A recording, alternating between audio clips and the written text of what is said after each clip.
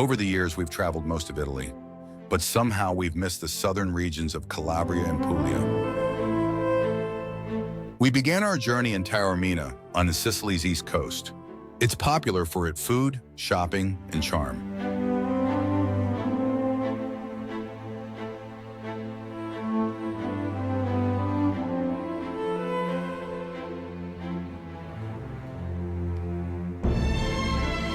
Taormina's history dates back to Greek times, and we visited the Teatro Antico, which was renovated during Roman times.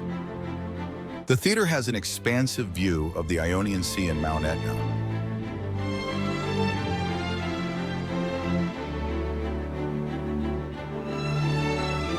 Nearby is another small Roman theater, the Odeon, that was used for musical and literary performances in the 1st century AD. One afternoon, our group took a boat ride to see Taormina from the water and to have a swim in the sea.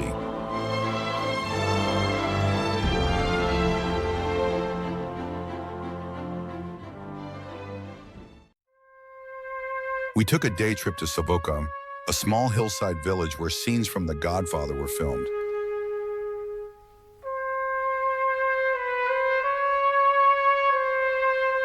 Godfather films portray Sicily as the home of the mafia, which is still active here. We met with a journalist who writes for an anti-mafia newspaper, exposing corruption and naming names. Our next destination was Lipari, the largest of the 7 Aeolian islands off the northeast coast of Sicily. We took a hydrofoil ferry from Milazzo to the small port town of Lipari. It's known for ancient archaeological sites as well as its picturesque harbor, narrow streets, and vibrant cafes.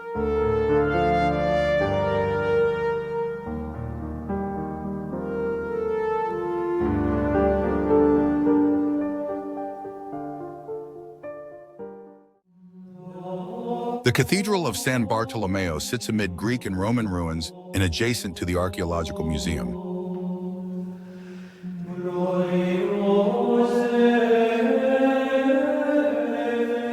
Here is a 9th century book with a Gregorian chant recorded using numes.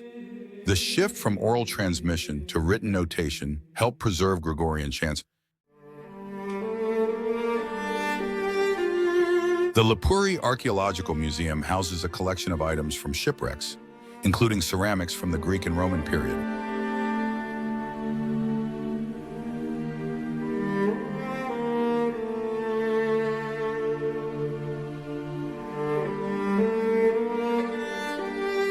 Another hydrofoil ferry ride brought us to the island of Salina, a rocky, arid, and cactus-covered landscape.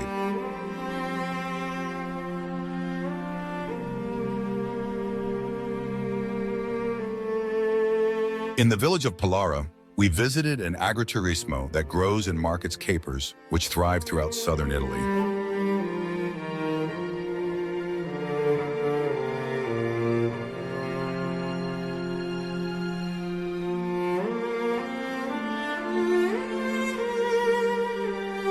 A more sedate boat ride took us to the island of Vulcano that has hot springs and reeks of sulfur from volcanic vents.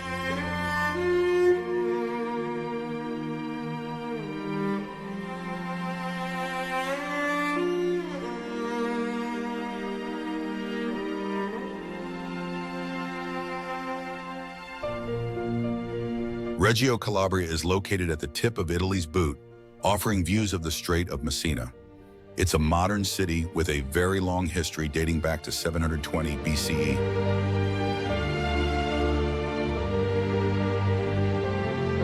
The city is home to the National Archaeological Museum, which houses the Rialci bronzes, 2 famous ancient Greek statues.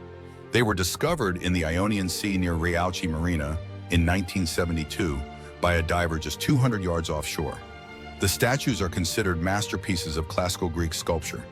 They depict 2 warriors and are noted for their good condition, realism, and craftsmanship.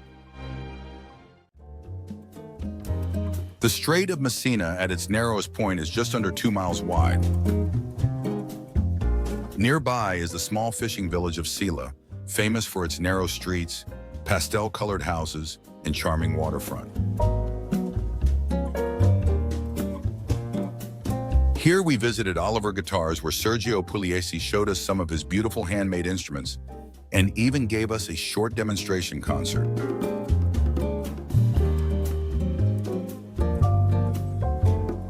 An afternoon excursion took us to the ghost town of Pentadatilo. It was founded as a Greek colony in 640 BCE and was abandoned in the 1960s after a series of natural disasters. We hiked among the ruins to an overlook of the surrounding hills, discovering that there are still 5 remaining residents. Another mountaintop village nearby is Jerachi. It is a well-preserved medieval village with narrow, winding streets and ancient buildings. The town is home to a historic Norman castle, which offers panoramic views of the surrounding area. Jerachi was once known as the Holy City due to its numerous churches.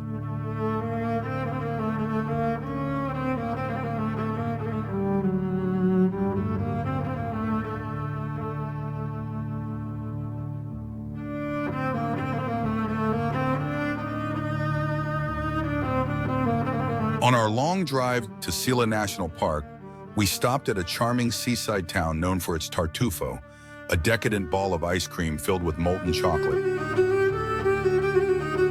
Pizzo Calabro has an historic center featuring narrow cobbled streets, colorful buildings, and a picturesque beach.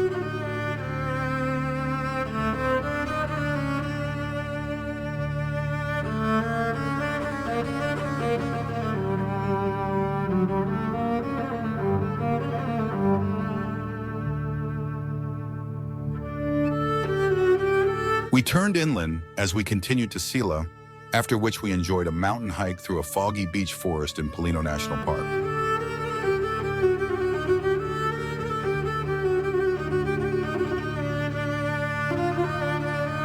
On our way to Martina Franca, we encountered wild mustangs along the road.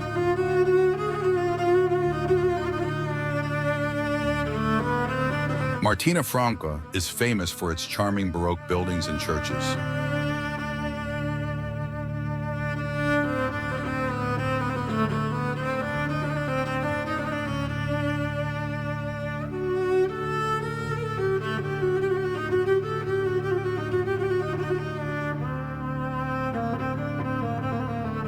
There are picturesque squares that are great spots to relax and enjoy the local ambiance.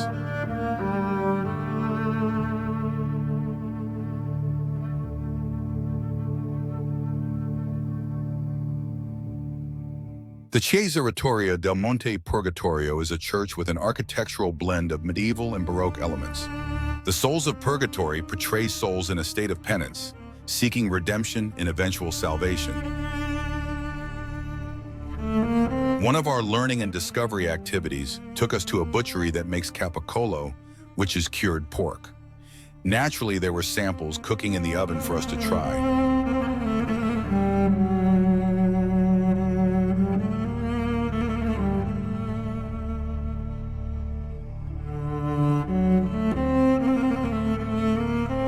Polignano a Mare sits on a 60-foot-high limestone cliff and has the Roman Borbonico Bridge. The old town is a labyrinth of cobblestone streets, charming churches, and artisanal shops.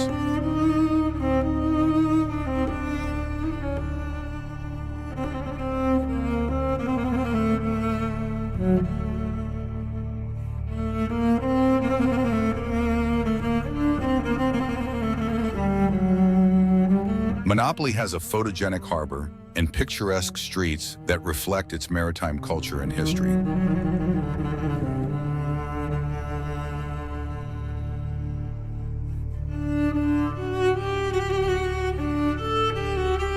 The Church of Purgatory is a macabre site that houses the mummified remains of 8 founding members. The wooden entrance door has intricate carvings of skeletons, symbols of nobility, and various trades. Alberobello, a charming UNESCO town in Puglia, is known for its trulli, which are traditional Apulian dry stone huts with conical roofs, made without the use of mortar. The town is home to over 1,500 trulli.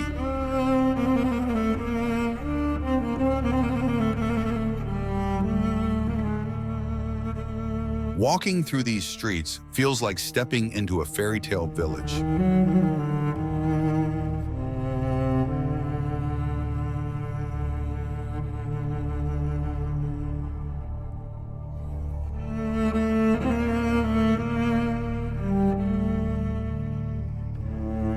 Loco Rotondo means round place, and it's famous for its circular layout. Characterized by whitewashed houses adorned with colorful flowers, it has a bright and cheerful appearance. Loco Rotondo is also known for its ceramics and lacework.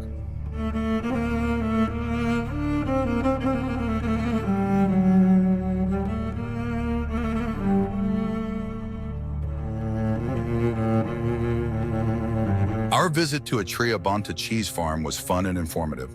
We watched cows, pigs, and chickens in their pens.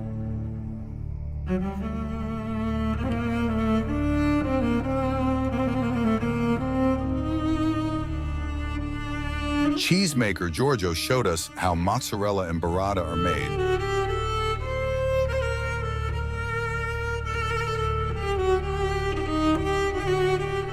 On our way to Trani, we visited Matera, which is known for its unique and ancient cave dwellings called the Sassi di Matera.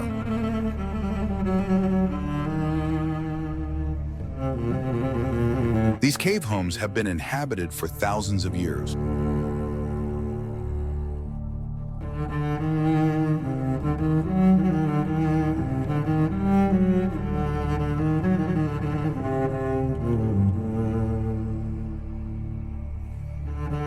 Our arrival in Trani took us to the marina, which was filled with colorful boats and yachts.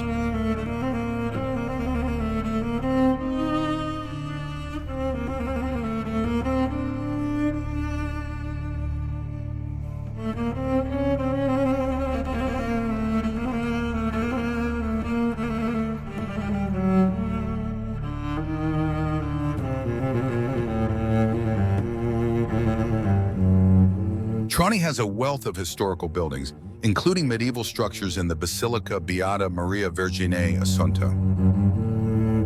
The cathedral was built to house the relics of Saint Nicholas the Pilgrim, who died in Trani in 1094.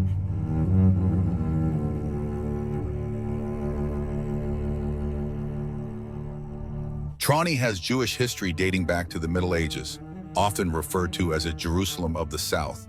But the rise of the Spanish Inquisition in the 16th century marked the final decline of Jewish presence in Trani.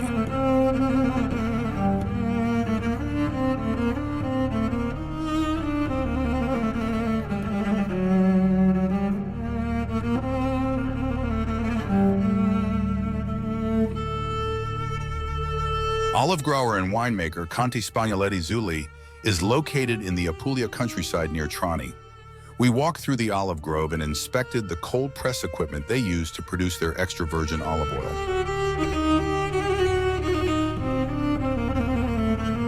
They are also vintners who produce a red wine called Terranera. Naturally, we tasted them both.